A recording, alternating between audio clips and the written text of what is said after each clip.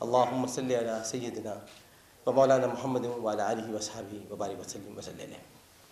सबसे पहले तमाम मुअज़्ज़िज़ और मोहतरम और मुकर्रम और मोहतशिम सहाफ़ी हज़रात को और मेरे तमाम मीडिया के साथियों को, कैमरामैन, जितने यहाँ पर लोग काम कर रहे हैं, सबको अस्सलाम वालेकुम। और इसके साथ साथ माज़रत के कुछ में देर हो गई।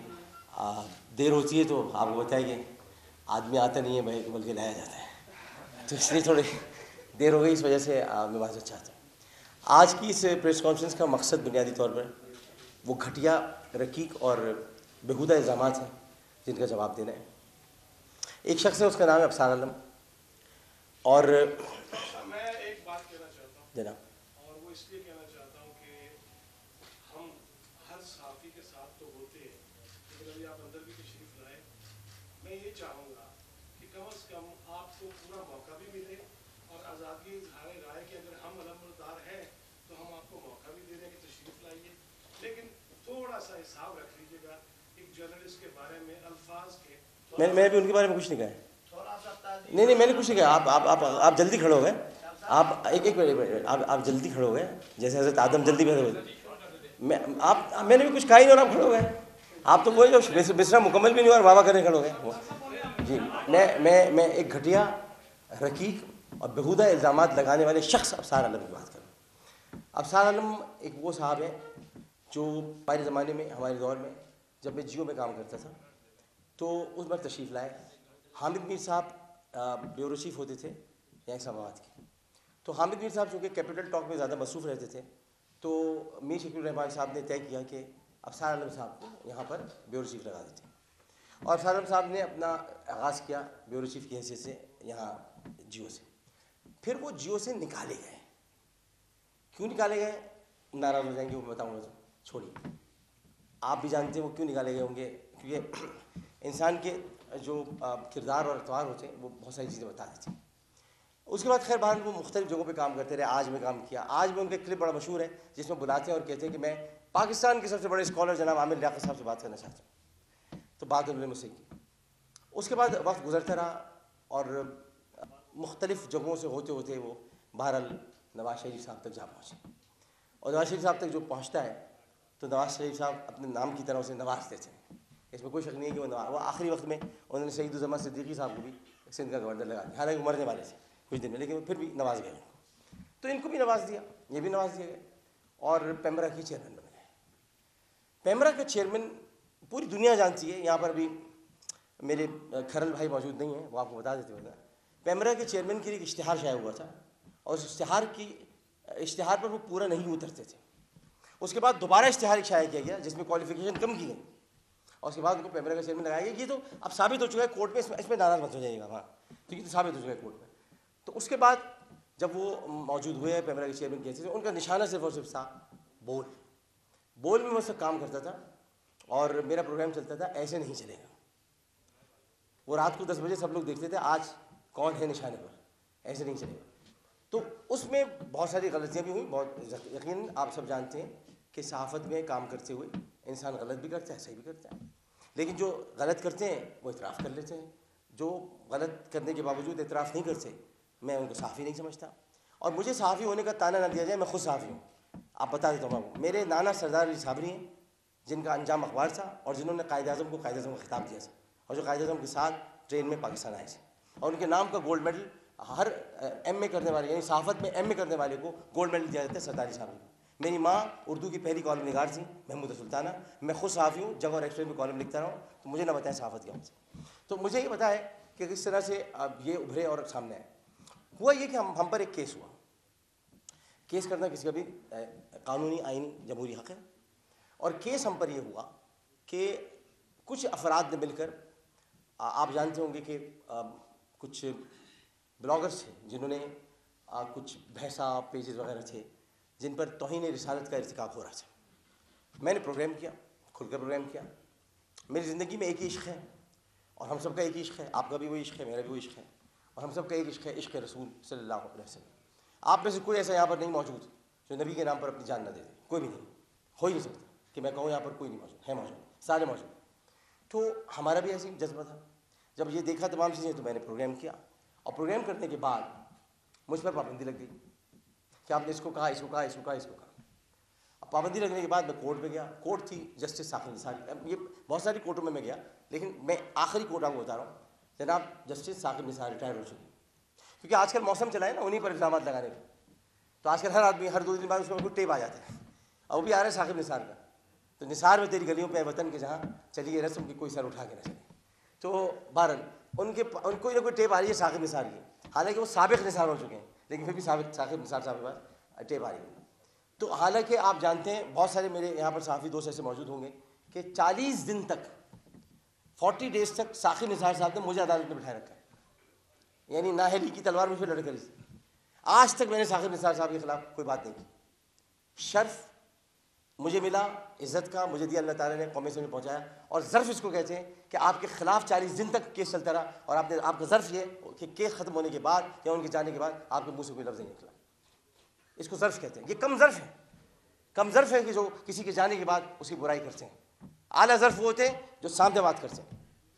नवाज़ शरीफ साहब इक़्तिदार में थे, वो मैं उनको कभी फजूलियात जो होती हैं उनके वो मैं बात नहीं करता, लेकिन नवाज़ शरीफ साहब इक़्तिदार में थे और मैं इक़्तिदार में रहते हुए उनके खिलाफ था। बाद में जाने के बाद खिलाफ हुए तो क्या हुए, मज़ा तो तब है कि तब आप खिलाफ। खान साहब की बात अगर ख़राब होती है, आपको पता है सबसे पहले मैं बोलता हूँ, मैं नाराज़ हो जाता हूँ, मैं बात नहीं करता। तो ये कोई बात नहीं होती कि आप बाद में बात करें। तो उन्होंने क्या किया, उन्होंने केस के हम गए। साकिब निसार साहब ने और 3 जजेस और थे, जिसमें फैसल रब साहब भी थे, सज्जाद अली शाह साहब भी थे, उन्होंने इनकी पिटिशन को रद्द कर दिया। उसके बाद कहा इसको काउंसिल ऑफ कंप्लेंट में ले जाए। मैं आपको जो हक़ाइक़ बता रहा हूँ वो सुन लें, क्योंकि ये झूठ बोला इन्होंने, पक्का झूठा आदमी है, इस पर आप बुरा मत मानिएगा, झूठा आदमी है। इन्होंने बाकायदा काउंसिल ऑफ कंप्लेंट में मुझे खड़ा किया। काउंसिल ऑफ कंप्लेंट में 11 मेंबर बैठे थे, मैं अकेला था, और जिन्होंने शिकायतें लगाई थी बहुत सीनियर सहाफ़ी उनमें जनाब नजम सेठी साहब, जनाब तलत हुसैन साहब, जनाब इम्तियाज़ आलम साहब, जनाब साजिब खानदादा साहब, ये सारे लोग वहाँ तशरीफ़ लाए थे। और इन्होंने अपनी तकारीर की, और तकारीर में मुझ पर जो कुछ उन्होंने कहना था वो कहा। यहाँ तक कि जनाब तलत हुसैन साहब ने यह कहा कि आमिर लियाकत को वो सज़ा दी जाए जो आफिया सिद्दीकी को अमेरिका में दी गई है 86 बरस की। सोचा, यानी आफिया सिद्दीकी को जो सज़ा दी गई है मुझे दें, यानी आफिया सिद्दीकी को जो सज़ा दी गई है वो सही है। वो इन्होंने कहा, मैं चुपचाप सुनता रहा। किसी ने मुझे पाकिस्तान से बदर करने को कहा, किसी ने मुझे कुछ कहा, मैं चुपचाप सुनता रहा। आखिर में मेरी तकरीर थी, यानी मुझे जवाब देना था। मैंने 1.25 घंटे गुफ्तगू की है, और सारे जवाबात जब मैंने दिए तो जो ज्यूरी थी वो हिल कर रह गई, क्योंकि उनको मैंने क्लिप दिखाए कि इम्तियाज़ आलम साहब ये सर पे वो रख के नाच रहे थे। कहाँ नाच रहे थे? इंडियन एम्बेसी में। क्या कर रहे थे वो भी उन्होंने दिखाया।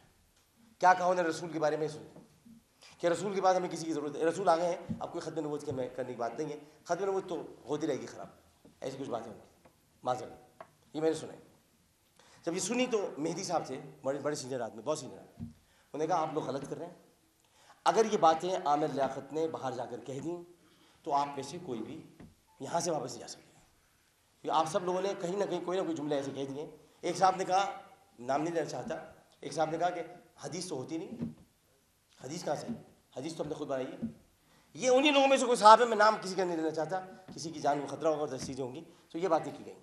मैंने ये लोग तो ये बातें कर रहे थे जिसको मैंने छुपा कर इतना कहा कि ये मुल्क की सालमियत और आइन और कानून के ख़िलाफ़ बात कर रहे हैं, बस इतना मैं बात करता हूँ।